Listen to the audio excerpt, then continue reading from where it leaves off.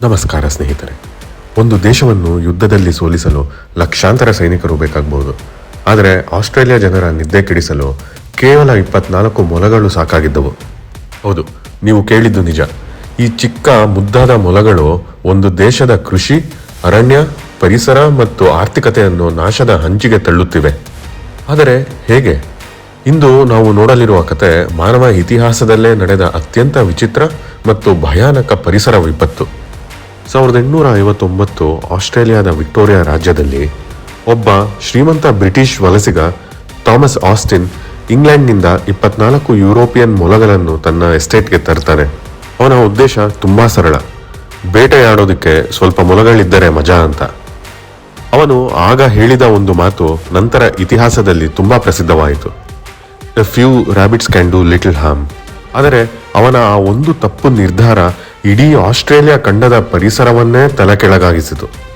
ಮೊದಲನೆಯದಾಗಿ ಮೊಲಗಳ ಬಗ್ಗೆ ಒಂದು ವಿಷಯ ನಿಮಗೆ ಗೊತ್ತಿರಬೇಕು. ಒಂದು ಹೆಣ್ಣು ಮೊಲ ವರ್ಷಕ್ಕೆ 30 ರಿಂದ 40 ಮರಿಗಳನ್ನು ಹೆರಬಹುದು. ಅವು ಕೆಲವೇ ತಿಂಗಳುಗಳಲ್ಲಿ ಮತ್ತೆ ಸಂತಾನೋತ್ಪತ್ತಿ ಪ್ರಾರಂಭಿಸುತ್ತವೆ. ಇದರ ಅರ್ಥ ಒಂದು ಜೋಡಿ ಮೊಲಗಳು ಕೆಲವೇ ವರ್ಷಗಳಲ್ಲಿ ಸಾವಿರಾರು ಮೊಲಗಳಾಗಬಹುದು. ಆಸ್ಟ್ರೇಲಿಯಾದಲ್ಲಿ ಮತ್ತೊಂದು ದೊಡ್ಡ ಸಮಸ್ಯೆ ಇತ್ತು. ಅಲ್ಲಿ ಅವುಗಳಿಗೆ ಸಹಜ ಶತ್ರುಗಳು ಇರಲಿಲ್ಲ.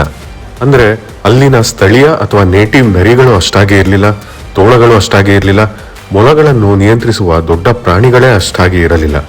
ಹೀಗಾಗಿ ಮೊಲಗಳಿಗೆ ಸ್ವರ್ಗವೇ ಸಿಕ್ಕಂತಾಯಿತು.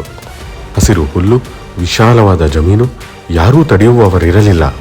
ಅದರ ರಿಸಲ್ಟ್, ಮೊಲಗಳ ಸಂಖ್ಯೆ ಎಕ್ಸ್ಪೋನೆನ್ಷಿಯಲ್ ಆಗಿ ಹೆಚ್ಚಾಗತೊಡಗಿತು. ಕೆಲವೇ ದಶಕಗಳಲ್ಲಿ 24 ಮೊಲಗಳು ಲಕ್ಷಾಂತರ ಮೊಲಗಳಾದವು. ನಂತರ ಕೋಟಿ ಮೊಲಗಳಾದವು. 20ನೇ ಶತಮಾನದ ಆರಂಭಕ್ಕೆ ಅಂದಾಜು 600 ಮಿಲಿಯನ್ಗಿಂತ ಹೆಚ್ಚು ಮೊಲಗಳು ಆಸ್ಟ್ರೇಲಿಯಾದಾದ್ಯಂತ ಓಡಾಡುತ್ತಿದ್ದವು. ಅವು ಬೆಳೆಗಳನ್ನು ತಿಂದು ಹಾಕುತ್ತಿದ್ದವು, ಹೊಸದಾಗಿ ನೆಟ್ಟ ಗಿಡಗಳನ್ನು ನಾಶ ಮಾಡುತ್ತಿದ್ದವು, ಮಣ್ಣಿನ ಮೇಲಿನ ಸಸ್ಯಗಳನ್ನು ಸಂಪೂರ್ಣವಾಗಿ ತಿಂದು ಬಿಡುತ್ತಿದ್ದವು. ಇದರ ಪರಿಣಾಮ ಮಣ್ಣಿನ ಸತ್ವಾಂಶದ ಕೊರತೆ, ಸಾಯಿಲ್ ಎರೋಷನ್ ಹೆಚ್ಚಾಯಿತು. ನದಿಗಳು ಹೂಳಿನಿಂದ ತುಂಬಿದವು. ಸ್ಥಳೀಯ ಅಥವಾ ನೇಟಿವ್ ಸಸ್ಯಗಳು ನಾಶವಾದವು. ಅನೇಕ ಸ್ಥಳೀಯ ಪ್ರಾಣಿಗಳಿಗೆ ಆಹಾರವೇ ಸಿಗಲಿಲ್ಲ.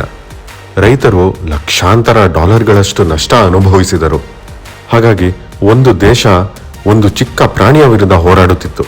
ಸರ್ಕಾರ ಒಂದು ವಿಚಿತ್ರ ನಿರ್ಧಾರ ಕೈಗೊಂಡಿತು: ಮೊಲಗಳನ್ನು ತಡೆಯಲು ಬೇಲಿಯೇ ಕಟ್ಟಿಬಿಡೋದು ಅಂತ. ಅದೇ ರ್ಯಾಬಿಟ್ ಪ್ರೂಫ್ ಫೆನ್ಸಿಂಗ್. ಇದು ಸುಮಾರು 3200 ಕಿಲೋಮೀಟರ್ಗಳಷ್ಟು ಉದ್ದದ ಬೃಹತ್ ಬೇಲಿ. ಇದು ಪ್ರಪಂಚದ ಅತಿ ಉದ್ದದ ಬೇಲಿಗಳಲ್ಲಿ ಒಂದಾಗಿದೆ. ಆಲೋಚನೆ ಏನೋ ಚೆನ್ನಾಗಿತ್ತು, ಆದರೆ ಇದು ಸಮಸ್ಯೆಯನ್ನು ಸಾಲ್ವ್ ಮಾಡಲಿಲ್ಲ.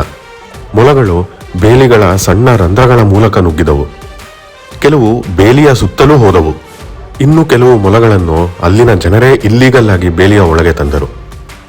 ಇದರಿಂದ ಈ ಬೇಲಿಯ ಸ್ಟ್ರಾಟಜಿ ಕೂಡ ವಿಫಲವಾಯಿತು. ನಂತರ ಸರ್ಕಾರ ಅಕ್ಷರಶಃ ಮೊಲಗಳಿಗೆ ವಿಷವನ್ನು ಹಾಕಿತು, ಬಲೆಗಳನ್ನು ಹಾಕಿತು, ಬೇಟೆಗಾರರನ್ನು ನೇಮಿಸಿತು, ಲಕ್ಷಾಂತರ ಮೊಲಗಳನ್ನು ಕೊಲ್ಲಲಾಯಿತು. ಆದರೆ ಮೊಲಗಳ ಸಂತಾನೋತ್ಪತ್ತಿಯ ವೇಗ ಅದಕ್ಕಿಂತಲೂ ಹೆಚ್ಚು. ಇಂದು 10 ಲಕ್ಷ ಮೊಲಗಳನ್ನು ಕೊಂದರೂ ಕೆಲವೇ ತಿಂಗಳಲ್ಲಿ ಮತ್ತೆ ಅದೇ ಸಂಖ್ಯೆ. ಇದು ಮುಗಿಯದ ಯುದ್ಧವಾಗಿತ್ತು. 1950ರ ದಶಕದಲ್ಲಿ ಆಸ್ಟ್ರೇಲಿಯಾದ ವಿಜ್ಞಾನಿಗಳು ಒಂದು ಅಪಾಯಕಾರಿ ನಿರ್ಧಾರ ಕೈಗೊಂಡರು. ಮೊಲಗಳನ್ನು ಕೊಲ್ಲಲು ಅವರು ಮೈಕ್ಸೋಮಾ ವೈರಸ್ ಅನ್ನು ಬಿಡುಗಡೆ ಮಾಡಿದರು. ಈ ವೈರಸ್ ಮೊಲಗಳಿಗೆ ಮಾರಕ. ಮೊದಲ ಕೆಲವು ವರ್ಷಗಳಲ್ಲಿ ಸುಮಾರು 90% ಮೊಲಗಳು ಸತ್ತವು. ಆಸ್ಟ್ರೇಲಿಯಾದ ಜನರು ಸಮಸ್ಯೆ ಮುಗಿಯಿತು ಅಂತ ಸಂಭ್ರಮಿಸಿದರು. ಆದರೆ ಪ್ರಕೃತಿಯ ಕಥೆ ಅಷ್ಟು ಸುಲಭವಲ್ಲ.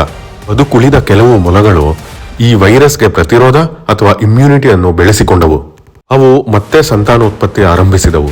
ಕೆಲವೇ ವರ್ಷಗಳಲ್ಲಿ ಮೊಲಗಳು ಮತ್ತೆ ದೇಶದಾದ್ಯಂತ ಹರಡಿದವು. ನಂತರ ಮತ್ತೊಂದು virus RHDV, rabbit ಹೆಮೊರೇಜ್ disease virus ಅನ್ನು ಬಳಸಲಾಯಿತು. ಈ ವೈರಸ್ ಕೂಡ ಕೆಲ ಕಾಲ ಪರಿಣಾಮಕಾರಿ ಆಯಿತು. ಆದರೆ ಕ್ರಮೇಣವಾಗಿ ಮತ್ತೆ ಮೊಲಗಳು ಈ ವೈರಸ್ಗೂ ಕೂಡ ಇಮ್ಯುನಿಟಿ ಬೆಳೆಸಿಕೊಂಡವು. ಇಂದಿಗೂ ಆಸ್ಟ್ರೇಲಿಯಾದಲ್ಲಿ ಕೋಟ್ಯಾಂತರ ಕಾಡು ಮೊಲಗಳಿವೆ. ಪ್ರತಿ ವರ್ಷ ಅವುಗಳಿಂದ ಕೃಷಿ ಮತ್ತು ಪರಿಸರಕ್ಕೆ ಭಾರೀ ನಷ್ಟವಾಗುತ್ತಿದೆ. ಅಲ್ಲಿನ ಸರ್ಕಾರ ಜೈವಿಕ ನಿಯಂತ್ರಣ, ಬೇಲಿ, ವಿಷ, ಬಲೆ ಹೀಗೆ ಹಲವು ವಿಧಾನಗಳನ್ನು ಒಟ್ಟಿಗೆ ಬಳಸುತ್ತಿದೆ.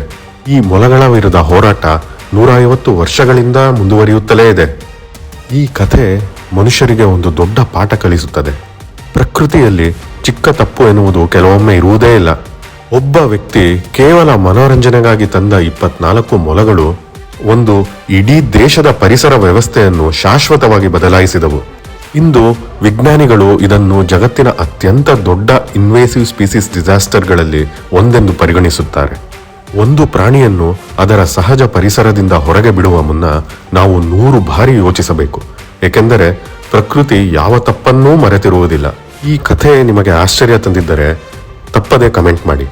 ಹಾಗೆ ಲೈಕ್, ಶೇರ್ ಮತ್ತು ಸಬ್ಸ್ಕ್ರೈಬ್ ಕೂಡ ಮಾಡಿ. ಧನ್ಯವಾದಗಳು.